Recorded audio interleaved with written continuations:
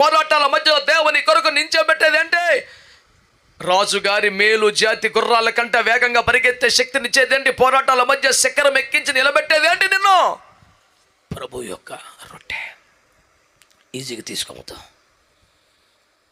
పోన్లు ఈ నెల కాకపోతే ఇంకో నెల పాలు పొందుతానులేండి, కొంచెం ఆలస్యం అయిపోయింది పోనమని ఇక దేవుని చిత్తం. నువ్వు తీరుబాటుకు వచ్చి దేవుని చిత్తం అంటావంటే ఒక్కొక్కడు మొత్తం కూటమంతా అయిపోయి వస్తాడు, వచ్చి చాలా ఫ్రెష్గా మనం చూస్తుంటాడు. నేను ప్రభు శరీరం కోసం వచ్చానండి, లేదా ఎవరా మహాపరిశుద్ధుడు విడిపడ్డాడరా. ఇలాంటి కొన్ని డైలాగులు నాకైతే కరెక్ట్గా ఉంటుంది కూటం. అది పరిశుద్ధులకి క్రమస్తులకి అక్రమస్తులు కాదు, వెళ్ళిపోయిన కలిగి కూర్చుంటాను.